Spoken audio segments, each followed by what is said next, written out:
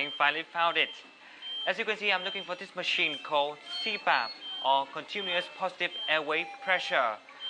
What's interesting about this machine is that it has been able to save thousands of newborns within 24 hours after birth at the neonatal intensive care unit of National Hospital of Pediatrics over the last few years.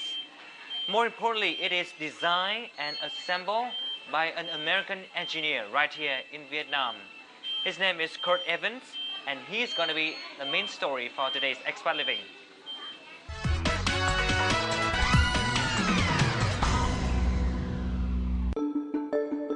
Kirk Evans is an American medical engineer who left a 15-year career in high-tech research to develop medical technology for people who need it the most.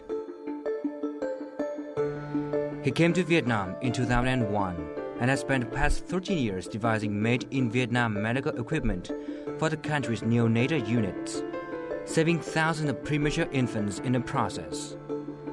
From one career path to his new one in Vietnam, he now enjoys scientific and technological progress that can help people. I made my way to meet Kirk at his house and lab.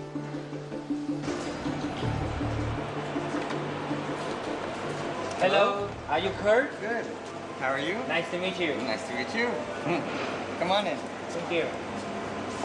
So this is your working room, right? Yes. This is where manufacturing and service takes place for all the machines. Yeah, a lot of machines here. And I can see that is the famous CPAP that I know. This is it. Can you introduce me a little bit more about this machine? Sure. What it is it is a ventilator for newborns, but it's a very basic newborn ventilator.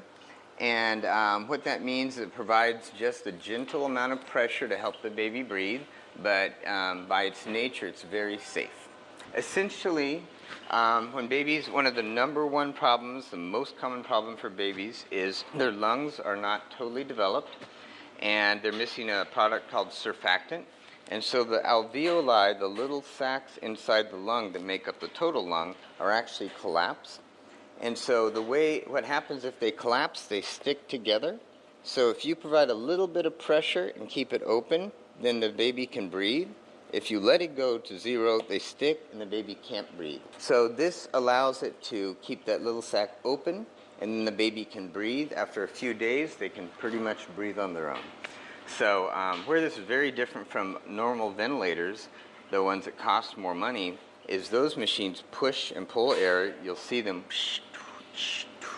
and sometimes that machine will push at the wrong time, and it can actually cause more trauma. So this has been found world-round from the best hospital in the world that this is the best way, unless the baby absolutely needs to have support with the machine. That's why CPAP is advised to be about 80% of your cases use CPAP instead of a ventilator.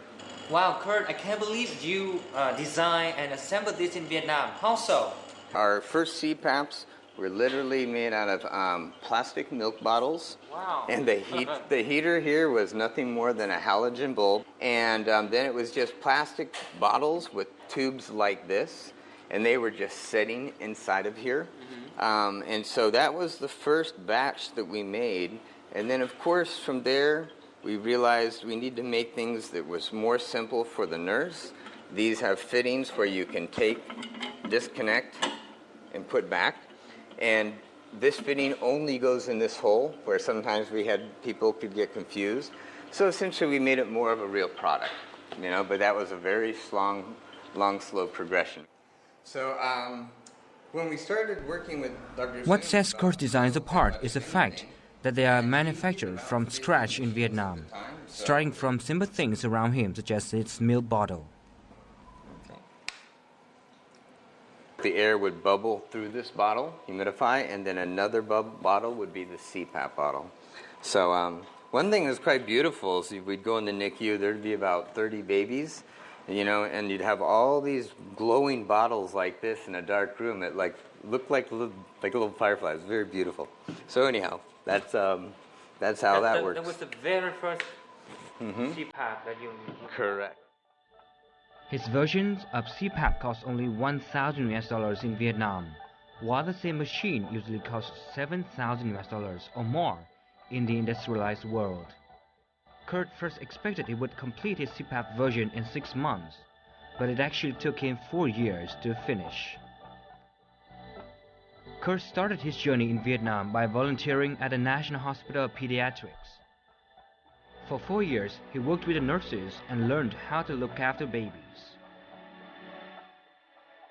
Dr. Khu Thị Khánh Dung, the hospital's vice director, has overseen Kurt's work from the beginning. She really admires Kurt's dedication to creating affordable machines that meet the hospital's needs.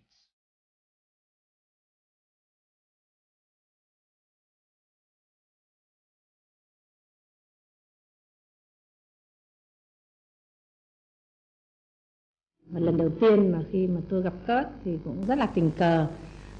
Anh Kurt có sang trong một cái đoàn của Project Việt Nam Hoa Kỳ. Thì khi sang làm việc thì ấn tượng đầu tiên là khi tôi gặp Kurt thì thấy đang lúi húi làm việc, thì tôi cũng có hỏi đây là ai, thì mọi người có nói là đây là một anh kỹ sư người Mỹ trong cái đoàn Project, và anh sang anh nhìn thấy cái máy nó bị hỏng thì anh sửa chữa luôn. Thế thì tôi cũng chào hỏi và cũng nói với Kurt là thực sự thì chúng tôi có rất là nhiều các cái vấn đề về máy móc, bởi vì thứ nhất là nó nhiều máy của các tổ chức cho thì là second hand, cho nên là mới sang thì nó hoạt động được nhưng sau đó thì nó cũng không dùng được, và cái máy mà Kurt đang sửa thực sự chúng tôi kỹ sư ở đây họ cũng không thể nào giải quyết được, vì cái máy này thứ nhất là nó cũng đã quá lâu rồi, dụng cụ thay thế thì không có. Thế thì Kurt nói là chị cứ yên tâm, tôi sẽ cố gắng tôi sửa. Thế và hì hục sửa suốt cả cái đêm hôm đấy. Thế ngày hôm sau thì đoàn họ cũng đi Hạ Long. Thế thì mình cũng nói là thôi anh cũng cứ đi theo đoàn để đi chơi, bởi vì thực sự thì cái công việc này nó làm mình đùa là muôn thuở, bởi vì anh có sửa thì nó cũng không thể hết được. Anh nói là tôi sang đây để làm việc chứ không phải là để đi chơi. Thế vì vậy cho nên là 3 ngày khi Kurt sang đây là hoàn toàn ở khoa của tôi để sửa 2 cái máy thở đấy. Sang năm thì là Kurt quay trở lại cũng với cái đoàn đó, nhưng sau đó thì anh ấy làm kế hoạch với chúng tôi và anh nói là tôi nghĩ là chị sẽ giúp tôi để làm thế nào để có thể làm ra được một cái máy. Kurt cũng đặt ra vấn đề là mình làm với những cái giá thành để thấp nhất. Thế thì chúng tôi làm lúc đầu chỉ dùng bằng chai sữa rồi là chai la vi rồi tất cả những các cái, bây giờ một cái máy mà các anh các chị thấy bây giờ các cái tổ chức mà giúp đỡ cho mà tốt như thế này thì là cũng qua rất là nhiều bước để mà cùng nhau để mà tháo gỡ và làm thì nó mới đẹp được như bây giờ. Okay, today I would like to you show me a little bit this change in the CPAP. Kurt's CPAP machines have made a huge difference at the hospital. The mortality rate of premature babies in the first 24 hours has been brought down from about 40% 10 years ago to only 7% now. Respiratory distress is no longer a worry for the doctors and nurses here. And the patient is good, quite good. And A lot of people come and look at these babies. This baby is about 850 grams maybe. And some people, it breaks their heart, it breaks mine. But if you just walk away, it doesn't help the baby. So somebody has to stay here and do the work. And so that's what we've done, and I'm very, very happy with it. So we have little guys like this, probably about, treated over 100,000 babies, and it's probably about maybe 100 babies every day in Vietnam on some machines, CPAP prototype performer that we've made. It just makes us feel good. Besides designing machines, Kirk also puts a lot of effort into finding donors to sponsor his inventions, providing thousands of ventilators to neonatal units across Vietnam and even to neighboring countries including Laos and Cambodia.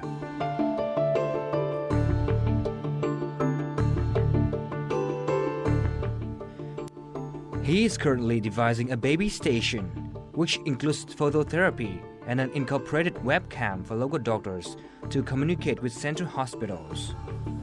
With his creations, he hopes to give an increasingly modern face to the health sector in Vietnam, but more importantly, to give these babies hope and another chance at life.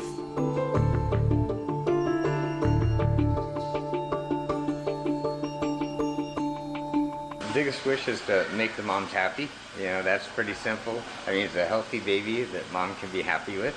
And so That's our biggest wish, and really the next big wish is to take everything that we can do here and then go to places like Cambodia, and we've started this, and have the doctors here and nurses here be able to teach and train doctors and nurses in Cambodia. And this actually makes Vietnam essentially like a leader in Southeast Asia for many of these countries in this way, which fits very well. Cái mà quý ở Kirk là gì? Tức là cứ miệt mài làm việc thôi. Và thứ hai là làm được cái gì thì làm. Dù là những cái phần thiệt thòi nhất về mình có thể là mình chịu. Vì thực ra bọn mình làm như thế, nhưng mà tiền thì tiền của anh ấy bỏ ra, rồi các tổ chức người ta cho vào rồi làm, nhưng mà không, rất là phi lợi nhuận. Tất nhiên có công nhân làm, một số người ta làm thì cũng phải trả cho người ta, nhưng không có lợi nhuận gì đây cả. Đấy, cái đấy là cái quý. Mình còn đùa anh là rất là yêu Việt Nam, thì tại sao lại không lấy vợ Việt Nam? Anh bảo em sẽ không lấy vợ, bởi vì em lấy vợ thì em chỉ có thể chăm được 2 đứa con của em thôi. Nhưng nếu em không lấy vợ thì em sẽ chăm được cho rất nhiều trẻ con Việt Nam.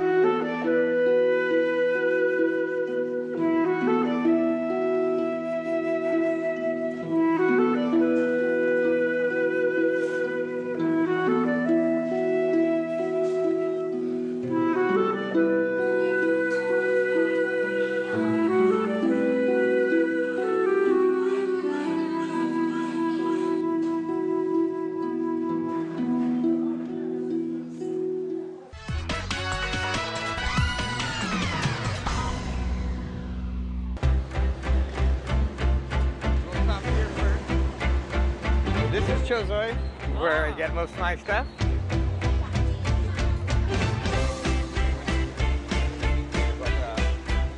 Everything is in like one area. This market has been a favorite place for Kurt for the last 10 years. Every time he wants to find inspiration for his inventions, he would wander around the market and find the particles that can be turned into his machines. Today he's looking for a motor for a centrifuge. This is it's called a leaf blower. If we look here, it has 13,000, 16,000 RPM. Very fast spinning motor. So that's what we needed for a centrifuge, so that's why I went and got that.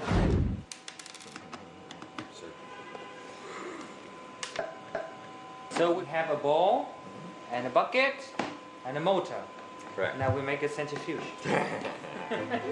A few years ago, Kurt saw in a hospital in Laos a need for a blood centrifuge. By his hotel bed, he turned a plastic tub, a bucket, and a motor into a full machine that can be used right away. Today, Kurt is creating his second version from the motor he just bought in Vietnam.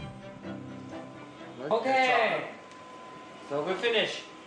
So now we're gonna test with real blood, right? Yes, we are. Test this machine, if it works or not. Correct. There's our capillary tube. Okay.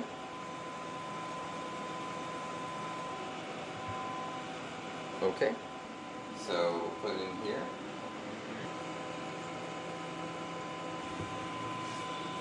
Science in action.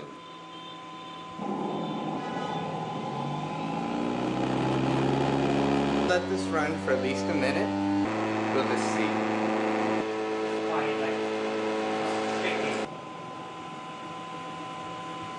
So we haven't actually done tests yet. Go ahead, Tim, take the plastic off. Hold this. And so I did test before, but not with this version, and we haven't calibrated the speed. And so take that out. That's our holder.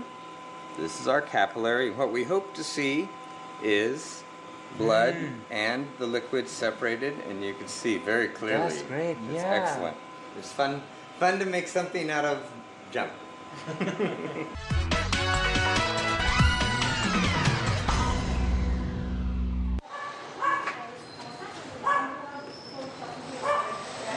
Anh Hải ơi. Khỏe không? Khỏe, khỏe. Em khoa cho anh Hải. Chị chào.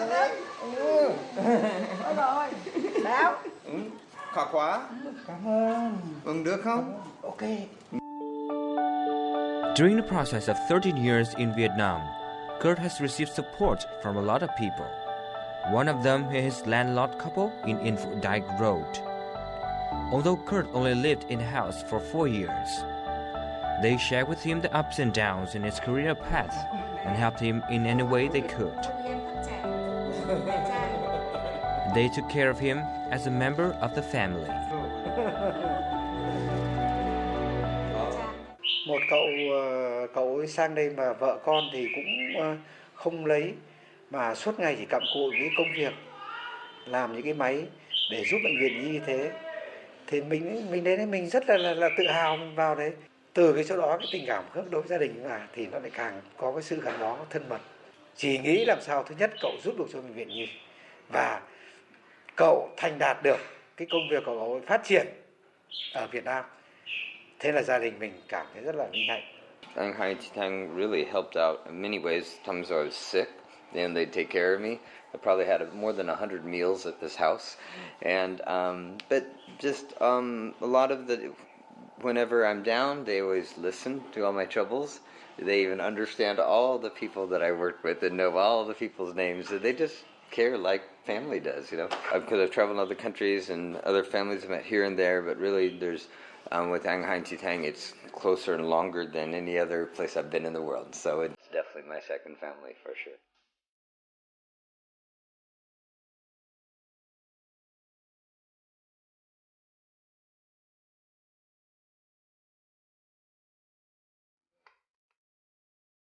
Chúc sức khỏe. Mời em ạ. Em ơi.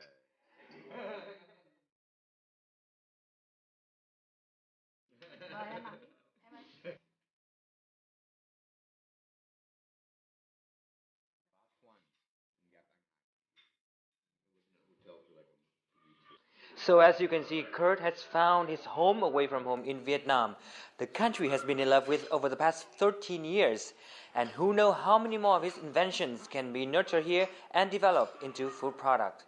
Let's wait and see. And for now, it's time for Vietnam at a glance.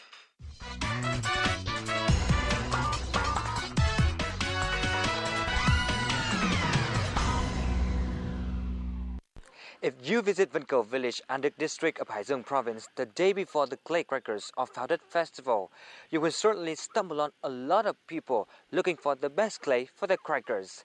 From the young to the old, all eagerly participated in the competition. Although celebrated in many areas like Tai Binh or Hải Phòng, perhaps the Hải Dương versions are the most interesting one. So today in our Vietnam at a Glance, let's discover more about the festival with Mart Martin and Đức Chung.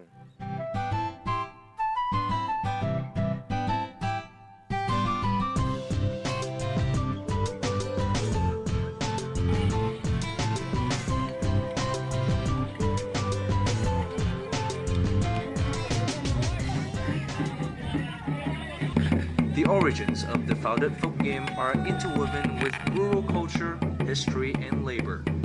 There are many different theories about how it developed, but two central features underlie them all.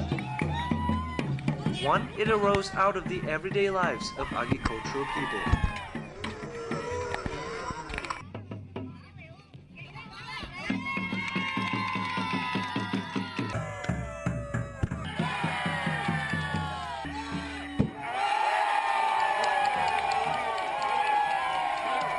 No, so the first step is to like grind it, right? Not grind, but to flatten it out, make it like that shape, like what he's doing. All right, okay. Rồi bắt đầu bọn cháu làm nhé.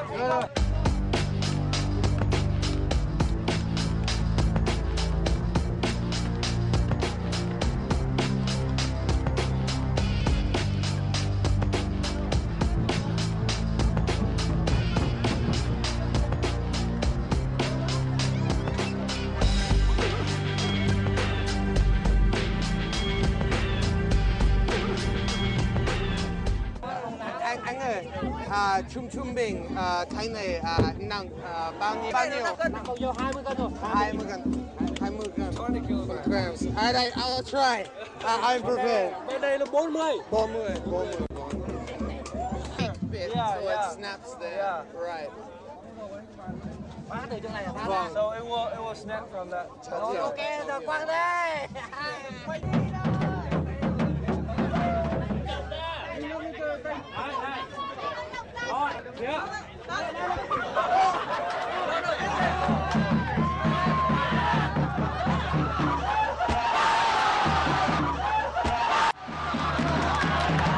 It was heavier than it looks, that's for sure. But actually the hardest thing was I felt it slowly collapsing. So I was like worried that I was going to split in two. Like I wasn't sure how I was supporting it properly. And then I was thinking too much about spinning it. I didn't even look to see what I might hit by throwing it. We highly respect the skills of the successful faudet casters. It's not just strength, there's technique involved. I think Matt now knows what faudet is. Given another chance, we would try to make a faudet with a border emulating those we saw, because we've learned the main goal is the length of the border when stretched, and of course, keeping it intact. How do you enjoy the Faudet Festival? I'm sure you'll be amazed by the traditional game. You can go there by yourselves. But before that, let's go to the place where people are flocking to these days in commemoration of the historic victory of Vietnamese people 60 years ago with our host Lan Anh.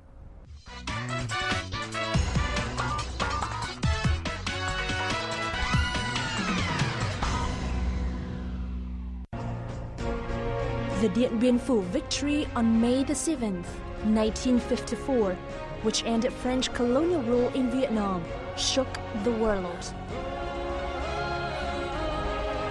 In 1953, the French colonialists took control of Dien Bien Phu with a complex of strong fortresses and 16,200 French troops, the most seasoned in Indochina. The French so-called unshakable stronghold was then defeated by Vietnamese army's massive attacks under the command of General Võ Nguyên Giáp, successfully prosecuted the siege for 56 days and nights. The place where I'm standing right now was one of the fiercest battles in Dien Bien Phu campaign. Together with this, Dien Bien Phu city also preserves many other historical sites that are strongly associated to the legendary victory. So let's follow me in today's time now to have a peek into the past 60 years ago by visiting numerous important historical sites that you cannot miss in Dien Bien Phu city. And let's start from here, the renowned Hill A1. Hill A1, once considered impregnable, was the most important French position in Dien Bien Phu Valley. Several parts of the fortifications still remain. Có những cái điểm tham quan chính đó là lô cốt cây đa cụt này, hầm chỉ huy này, xe tăng này, mộ liệt sĩ này, với lại hố bộc phá. Và vị trí tham quan đầu tiên của cứ điểm A1 đó là vị trí lô cốt cây đa cụt. Cái vị trí này thì có cái nhiệm vụ đó là tiếp viện quân từ trung tâm Mường Xanh thông qua lô cốt này và theo cái đường hào tiếp viện này lên trên để chi viện cho căn hầm ngầm trên đỉnh đồi A1 của Pháp lúc bấy giờ. Và nhiệm vụ tiêu diệt lô cốt cây đa cụt này được giao cho đại đội 671, tiểu đoàn 251, trung đoàn 174 thuộc đại đoàn 316. Xin mời em chúng ta vào tham quan thực tế cái căn hầm này nhé. Dạ. Sẽ ra thì toàn bộ người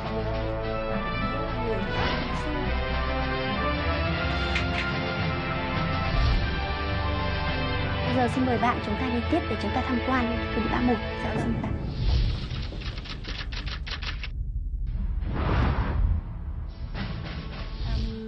Among the battle's remains on Hill A1 is this tank, one of the 10 18-ton tanks provided for the French troops by the U.S. Army.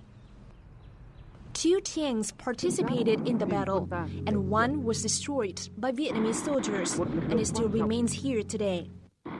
Next to the tank is the resting place of 4 soldiers who died during the fights.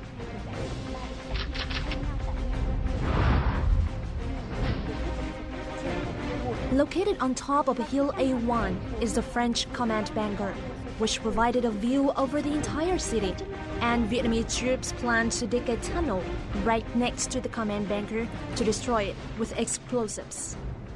Nhưng do điều kiện thì chúng ta đã chạm phải một cái nền móng cũ của Pháp xây dựng. Nó còn cách căn hầm đấy những 25 mét nữa. Và cái thời gian mà chúng ta đào từ đây lên đấy không còn nữa. Các chiến sĩ ta được lệnh là chúng ta dừng tại đây.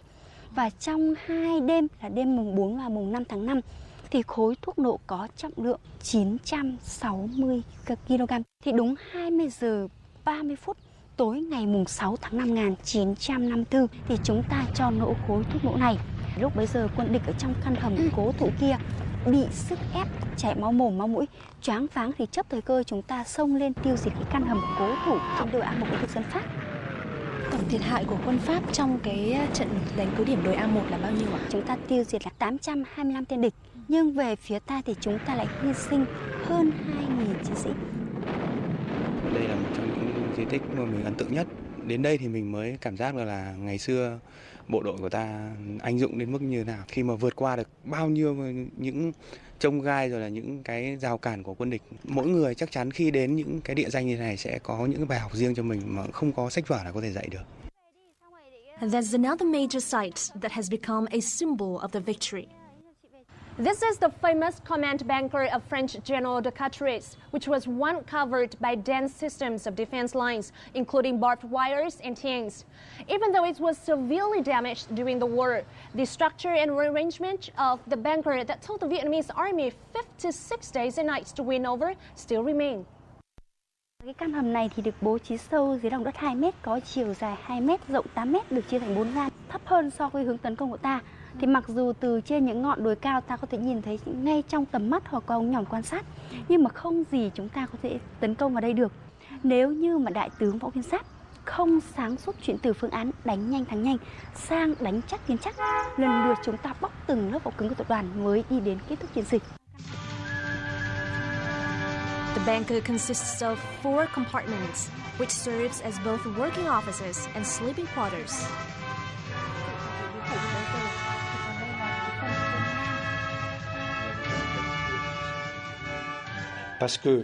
Of all the places in Vietnam, I've always wanted to visit this site because my father was a veteran who served the Castries and died in this battle.